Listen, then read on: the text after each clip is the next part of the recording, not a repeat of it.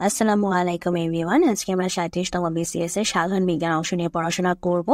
আমাদের চ্যানেলে আপনাদের জন্য বিসিএস এর আলাদা সাবজেক্ট বেসড প্লেলিস্ট রয়েছে এবং ভিডিওতে আমরা এমন ভাবে পড়ে দিচ্ছি যাতে করে আপনারা শুনিয়ে মুখস্থ করে ফেলতে পারেন। এছাড়াও আমাদের ইয়ার বেসড জব সলিউশন, আমাদের প্রাইমারি জব সলিউশন, অডিটরের জব সলিউশন সবকিছুতেই আমরা এমন ভাবে ভিডিওতে দিচ্ছি যাতে করে আপনাদের শুনে মুখস্থ হয়ে যায়। আজকে যারা প্রথমবার এসেছেন কাইন্ডলি আমাদের চ্যানেলটিকে সাবস্ক্রাইব করে দিবেন, প্রিভিয়াস ভিডিওগুলো পড়ে নেবেন এবং এখন থেকে যে ভিডিওগুলো আপলোড হবে সেগুলো দেখো পড়াগুলো পড়ে নেবেন। তো চলুন আমরা আমাদের আজকের পড়াটা শুরু করি। কোনটি জারক পদার্থ নয়? জারক পদার্থ নয় হচ্ছে হাইড্রোজেন। জারক পদার্থ নয় কোনটি? হাইড্রোজেন। রাসায়নিক বিক্রিয়ার সময় যে পদার্থ অন্য পদার্থকে জারিত করে নিজে বিজারিত হয় তাকে জারক বলে। কয়েকটি জারক বস্তু হচ্ছে আমাদের oxygen, fluorine, chlorine, bromine, iodine, potassium dichromate, potassium manganate, nitric acid, peroxide সমূহ ইত্যাদি। অন্যদিকে হাইড্রোজেন ইলেকট্রন ত্যাগ করে তাই এটি জারক নয়, বিজারক। অন্যদিকে হাইড্রোজেন কি করে? ইলেকট্রন ত্যাগ করে, তাই এটি জারক নয়, বিজারক। সো জারক পদার্থ নয় হচ্ছে হাইড্রোজেন, কারণ হাইড্রোজেন হচ্ছে আমাদের বিজারক, এই জন্য হচ্ছে আমাদের জারক পদার্থ নয়। ওকে। চন্দ্রের কোন বস্তুর ওজন পৃথিবীর ওজনের চন্দ্রের কোন বস্তুর ওজন পৃথিবীর ওজনের 6 ভাগের 1 ভাগ। চন্দ্রের কোন বস্তুর ওজন পৃথিবীর ওজনের 6 ভাগের 1 ভাগ। চন্দ্রের কোন বস্তুর ওজন পৃথিবীর ওজনের 6 ভাগের 1 ভাগ। নিউক্লিয়াসের বিভাজনকে কি বলা হয়? ফিশন। নিউক্লিয়াসের বিভাজনকে কি বলা হয়? ফিশন। নিউক্লিয়াসের বিভাজনকে কি বলা হয়? ফিশন। যে প্রক্রিয়ায় ভারী পরমাণু নিউক্লিয়াস বিশ্লিষ্ট হয়ে সমান ভরে দুটি নিউক্লিয়াস তৈরি হয় এবং অধিক পরিমাণ শক্তি উৎপন্ন হয় তাকে নিউক্লিয়ার ফিশন বা নিউক্লিয়ার বিভাজন বলে। অপরদিকে যে প্রক্রিয়ায় একাধিক হালকা পরমাণু নিউক্লিয়াস একত্রিত হয়ে অপেক্ষাকৃত ভারী পরমাণু নিউক্লিয়াস গঠন করে তাকে ফিউশন বলে। যেমন ম্যাসন হচ্ছে মৌলের ক্ষুদ্রতম কণিকা।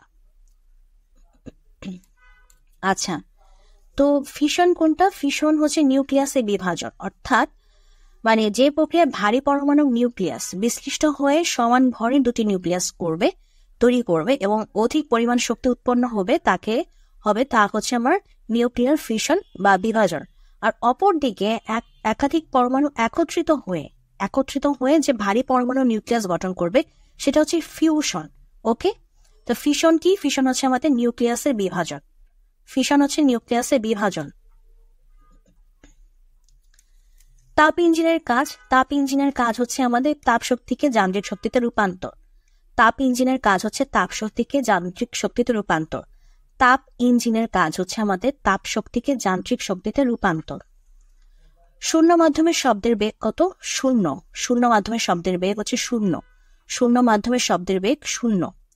বস্তুর ওজন কোথায় সবচেয়ে বেশি? মেরু অঞ্চলে। বস্তুর ওজন কোথায় সবচেয়ে বেশি? মেরু অঞ্চলে। বস্তুর ওজন কোথায় সবচেয়ে বেশি? মেরু অঞ্চলে।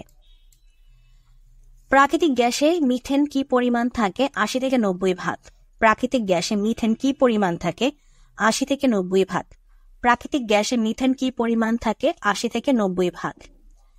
নিচের কোনটি ভাইরাসের জন্য সত্য নয়? ভাইরাসের জন্য সত্য নয় হচ্ছে আমাদের রাইবোজোম থাকে। ভাইরাসের রাইবোজোম থাকে না, সো ভাইরাসের জন্য সত্য নয় হচ্ছে রাইবোজোম থাকে। ভাইরাসের রাইবোজোম থাকে না, তাই ভাইরাসের জন্য সত্য হচ্ছে রাইবোজোম থাকে, সত্য নয় হচ্ছে রাইবোজোম থাকে, কিন্তু ভাইরাস অ্যাকচুয়ালি রাইবোজোম থাকে না। আকাশের রংধনু সৃষ্টির কারণ বৃষ্টির কণা। আকাশের রংধনু সৃষ্টির কারণ বৃষ্টির কণা। আকাশের রংধনু সৃষ্টির কারণ হচ্ছে বৃষ্টির কণা। রংধনু একটি অলৌকিক ঘটনা। এক পশলা বৃষ্টির পর যখন আবার সূর্য ওঠে তখন কখনো সূর্যের বিপরীত আকাশে উজ্জ্বল বর্ণের অর্ধবৃত্ত দেখা যায়, তাকে রংধনু বা রামধনু বলে। আকাশের রংধনু সৃষ্টির প্রধান কারণ হচ্ছে বৃষ্টির কণা। বৃষ্টির কণা এখানে প্রিজমের কাজ করে। বৃষ্টির কণা কি করে? প্রিজমের কাজ করে। বৃষ্টির কণায় যখন আলোক রশ্মি পতিত হয় তখন বৃষ্টির কণা ওই আলোক রশ্মিকে 7টি রঙে বিশ্লিষ্ট করে। বৃষ্টির কণায় যখন আলোক রশ্মি পতিত হয় তখন ওই যে সূর্যের যে আলোক রশ্মিটা পতিত হয় তখন বৃষ্টির কণা কি করে? ওই আলোক রশ্মিকে 7টি রঙে বিশ্লিষ্ট করে, কারণ বৃষ্টির কণা তো প্রিজমের মতো কাজ করছে সেজন্য। মানবদেহে রোগ প্রতিরোধে প্রাথমিক প্রতিরক্ষা স্তরের এর অন্তর্ভুক্ত নয় কোনটি? লিম্ফোসাইট। মানবদেহে রোগ প্রতিরোধের প্রাথমিক প্রতিরক্ষা স্তরের অন্তর্ভুক্ত নয় হচ্ছে লিম্ফোসাইট। মানবদেহে রোগ প্রতিরোধে প্রাথমিক প্রতিরক্ষা স্তরের অন্তর্ভুক্ত নয় লিম্ফোসাইট। মানবদেহে রোগ প্রতিরোধে প্রাথমিক প্রতিরক্ষা স্তরের অন্তর্ভুক্ত বিষয়গুলো হচ্ছে ত্বক, অশ্রু, শ্লেষ্মা, মুখের লালা, চোখের পাতা ইত্যাদি। অশ্রু, শ্লেষ্মা এবং লালার বিদ্যমান বিভিন্ন প্রকার এনজাইম হলো লাইসোজাইম, আর লিম্ফোসাইট হলো এক প্রকার শ্বেত রক্ত কণিকা যা তৃতীয় প্রতিরক্ষা স্তরের অন্তর্ভুক্ত। তো মানবদেহে রোগ প্রতিরোধের প্রাথমিক প্রতিরক্ষা স্তরের অন্তর্ভুক্তগুলো হচ্ছে ত্বক, অশ্রু, শ্লেষ্মা, মুখের লালা আর চোখের পাতা। ইস্টের সংশ্লিষ্টতা নেই কোন শিল্পে? সাইট্রিক অ্যাসিড উৎপাদনে। ইস্টের সংশ্লিষ্টতা নেই হচ্ছে কোন শিল্পে? সাইট্রিক অ্যাসিড উৎপাদনে। ইস্টের ব্যবহার নেই, এত কঠিন ওয়ার্ড কেন দেয়? ইস্টের ব্যবহার নেই কোন শিল্পে? সাইট্রিক অ্যাসিড উৎপাদনে। দৈনিক খাদ্য তালিকায় সামুদ্রিক মাছ বা শৈবালের অন্তর্ভুক্তি কোন রোগের প্রাদুর্ভাব কমাতে সাহায্য করে? হাইপোথাইরয়েডিজম। দৈনিক খাদ্য তালিকায় সামুদ্রিক মাছ ও শৈবালের অন্তর্ভুক্তি কোন রোগের প্রাদুর্ভাব কমাতে সাহায্য করে? হাইপোথাইরয়েডিজম। দৈনিক খাদ্য তালিকায় সামুদ্রিক মাছ ও শৈবালের অন্তর্ভুক্তি কোন রোগের প্রাদুর্ভাব কমাতে সাহায্য করে? হাইপোথাইরয়েডিজম। যে কারণে কোনো কারণে থাইরয়েড গ্রন্থির হরমোন উৎপাদন কমে গেলে তাকে হাইপোথাইরয়েডিজম বলে। বাংলাদেশে প্রধানত খাদ্যে আয়োডিনের ঘাটতির কারণে এই হরমোন উৎপাদন ব্যাহত হয়। দৈনন্দিন খাবারের সঙ্গে বেশি পরিমাণ আয়োডিন যুক্ত খাদ্য যেমন শাকসবজি, ফলমূল, সামুদ্রিক মাছ, শৈবাল, আয়োডিন যুক্ত লবণ খেয়ে এই রোগ থেকে আরোগ্য লাভ করা যায়। অপরদিকে ভিটামিন এ এর অভাবে কি হয়? রাতকানা। ভিটামিন B12 এর অভাবে কি হয়? অভাবে হয় হচ্ছে অ্যানিমিয়া। আর আমিষের অভাবে হয় কোয়াশিয়কর রোগ। তো আমরা কিছু জিনিস এখান থেকে একটু জেনে নিই। সেটা হচ্ছে যে কি জানলাম, যে কোনো কারণে যদি থাইরয়েড গ্রন্থির হরমোন, আমাদের যে থাইরয়েড গ্রন্থি আছে, সেই থাইরয়েড গ্রন্থির হরমোন উৎপাদন কমে গেলে সেটা হবে হাইপোথাইরয়েডিজম রোগ। তো বাংলাদেশে প্রধানত খাদ্যে আয়োডিনের ঘাটতি থাকে। এই ঘাটতির কারণেই হরমোনটা উৎপাদনে ব্যাহত হয়। তো দৈনন্দিন খাবারের সঙ্গে আমাদের বেশি পরিমাণে কি করতে হবে? আয়োডিন যুক্ত খাবার খেতে হবে, যেমন শাকসবজি বেশি করে খেতে হবে, ফলমূল, সামুদ্রিক মাছ, শৈবাল, তারপর আয়োডিন যুক্ত লবণ, এগুলো খেলে আমাদের এই রোগ থেকে আরোগ্য লাভ করা সম্ভব। আর ভিটামিন এ এর অভাবে হয় রাতকানা, এটা আমরা জানি। ভিটামিন B12 এর অভাবে হয় B12 এর অভাবে হয় অ্যানিমিয়া। আর আমিষের অভাবে হয় কোয়াশিয়কর রোগ।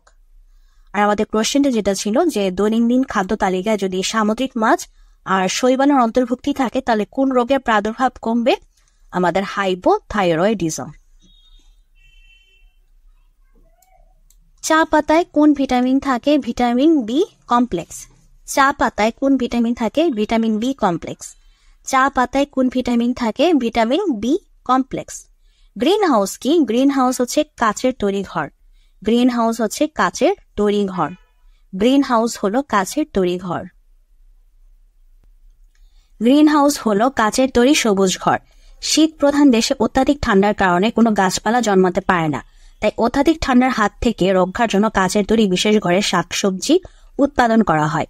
এই কাচের তৈরির ঘরকেই বলা হয় গ্রিন হাউস। ধরিত্রী সম্মেলন কোথায় অনুষ্ঠিত হয়?